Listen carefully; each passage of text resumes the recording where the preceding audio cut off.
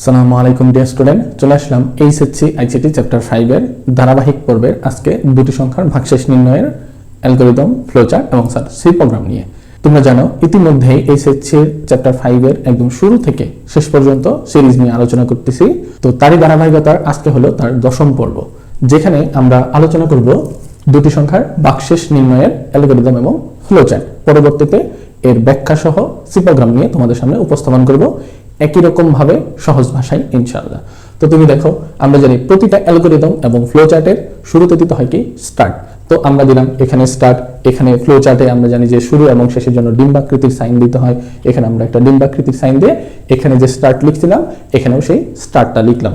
এখন তারপরে যেন কি করতে হয়, প্রতিটা অ্যালগরিদম ফ্লো চার্টের প্রশ্নে যদি অঙ্কে প্রয়োজনীয় যে বিষয়গুলো লাগে তা যদি উল্লেখ না থাকে আমরা সেটাকে ইনপুট হিসেবে গ্রহণ করি। তো একইভাবে এই প্রশ্নে দেখো জাস্ট বলে দিছে দুটি সংখ্যার ভাগশেষ নির্ণয় করো। এখন কোন দুটি সংখ্যা এটাকে তোমাকে বলে দিল, যেহেতু বলে দেয় নাই তাহলে আমরা সেটাকে কি করব, ইনপুট হিসেবে একজন ব্যবহারের কাছ থেকে সেটা গ্রহণ করব।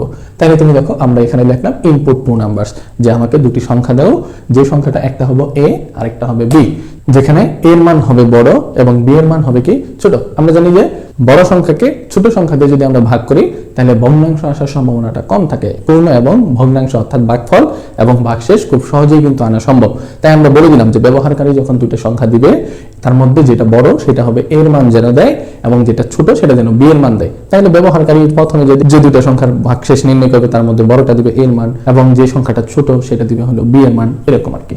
তাহলে আমাদের যখন এখানে ইনপুট নেওয়া হয়ে গেল তখন আমাদের কাজ কি, যে দুটি সংখ্যার ভাগশেষ নির্ণয় করা। আর ভাগশেষ নির্ণয়ের জন্য আমরা কি লিখি জানো, পার্সেন্ট বা মড।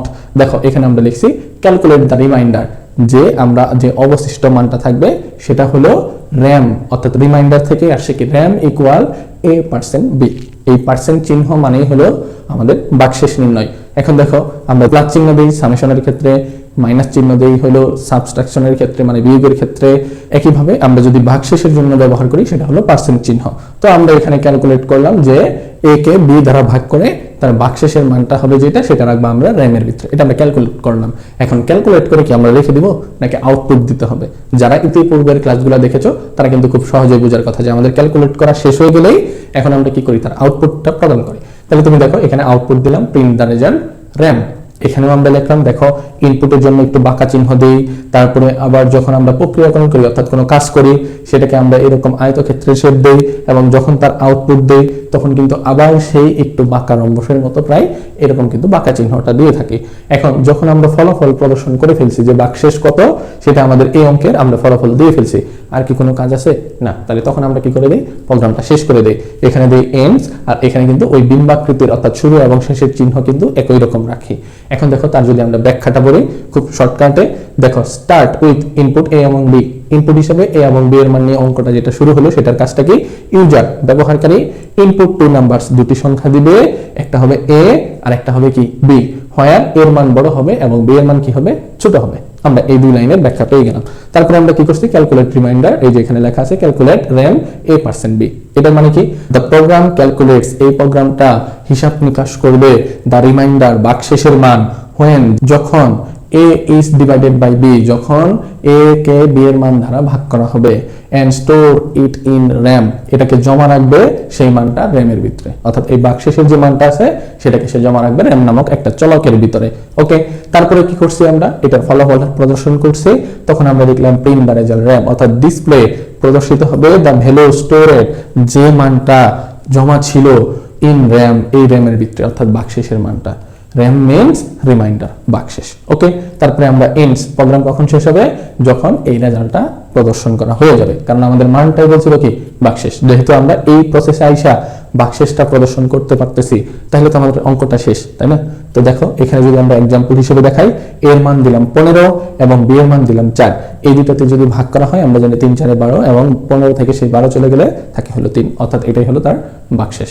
ওকে, যারা খুব সহজেই অ্যালগরিদম এবং ফ্লোচার্টটা বুঝলা তারা আশা করি ইতিমধ্যে আমার পূর্বের ক্লাসগুলোই দেখে আসতেছো।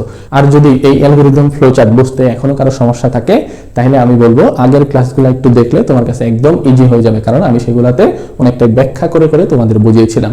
তো এখন যদি আমরা এখানে তার সি প্রোগ্রাম নিয়ে আলোচনা করি, দেখো সি প্রোগ্রামিং এর প্রথমে কি করতে হয় যেন, তুমি যদি অঙ্কে কখনো ইনপুট এবং আউটপুট নিয়ে কাজ করো, তাহলে সেক্ষেত্রে প্রথমে লিখতে হয় হ্যাশ ইনক্লুড stdio.h, অর্থাৎ তুমি এই অঙ্কে কিছু জিনিস ইনপুট নিবা এবং আউটপুট নিবা, সেটার জন্য একটা হেডার ফাইল যুক্ত করে দিলা।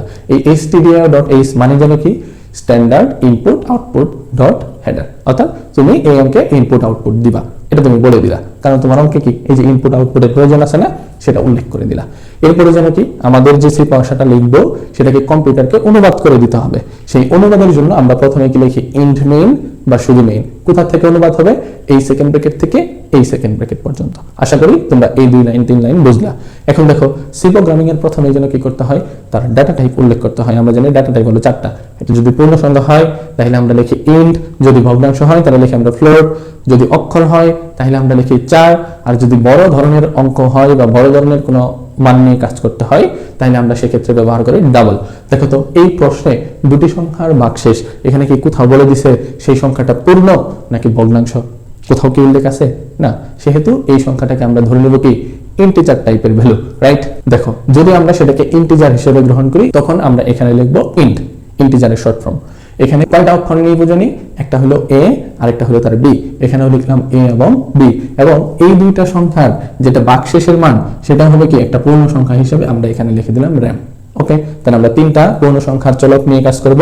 একটা হলো তার এ আর একটা হলো তার বি, এবং এই দুইটা সংখ্যার যেটা ভাগশেষ আছে সেটা। ওকে, এরপরে আমরা কি করি জানো, প্রথমেই যেন ইউজার বুঝতে পারে এমন একটা লাইন কিন্তু আমরা লিখে দিই।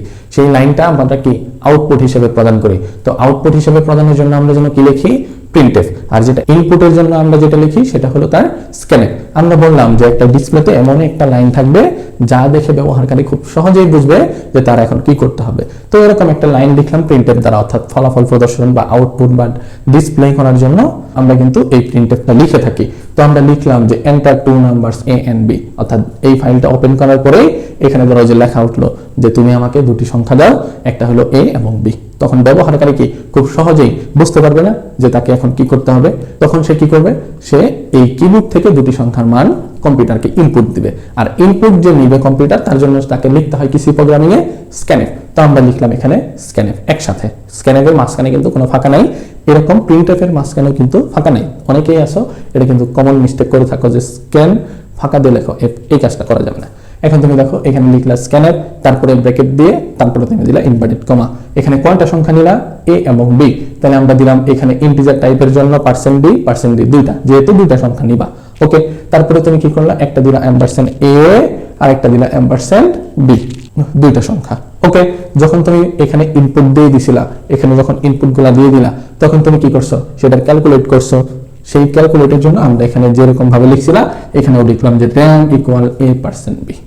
ওকে, তারপরে আমরা কি করছি, এই র্যামের মানটা ফলাফল হিসেবে কিন্তু প্রদর্শন করেছি। তাহলে তুমি দেখো ফলাফল হিসেবে প্রদর্শনের জন্য আমরা প্রথমে যেন সি প্রোগ্রামিং এ লিখি প্রিন্টএফ।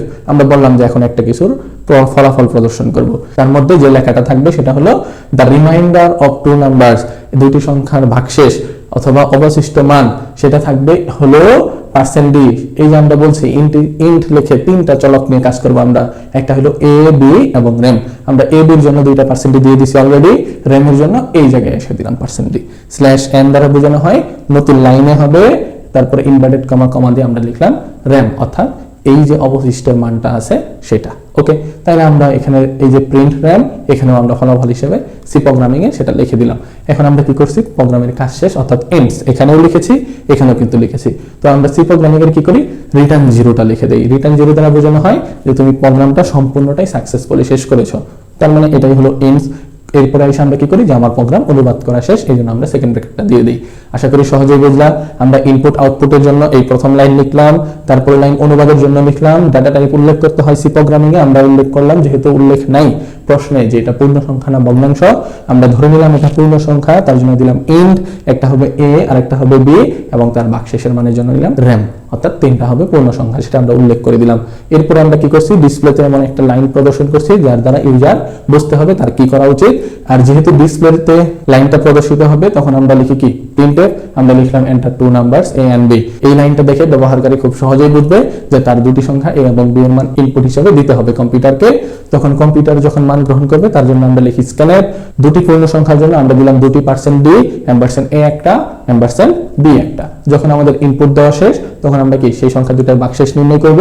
এখানে আমরা সেই a%b লিখে দিলাম, যেটা হবে র্যাম। ওকে, তারপরে আমরা কি করছি, তার ফলাফল প্রদর্শন করছি। এখানে আমরা ফলাফল প্রদর্শনের জন্য দিলাম প্রিন্টএফ। তারপর আমরা লিখলাম যে the reminder of two number, এই দুটি সংখ্যার ভাগশেষের মান হলো %d পূর্ণ সংখ্যা /n, যেটা হলো র্যাম রিমাইন্ডার। ওকে, তারপরে আমাদের যেহেতু প্রোগ্রাম শেষ এখানে লিখলাম আমরা রিটার্ন 0। এইভাবেই কিন্তু আমাদের প্রোগ্রামটা খুব সহজেই হয়ে গেল। তো এই ছিল আমাদের দুটি সংখ্যার ভাগশেষ নির্ণয়ের algorithm flow chart, C program সহ এর ব্যাখ্যা। এর পরবর্তী ভিডিও দেখার আমন্ত্রণ জানিয়ে আমরা আজকের পর্ব শেষ করছি। সবাইকে ধন্যবাদ।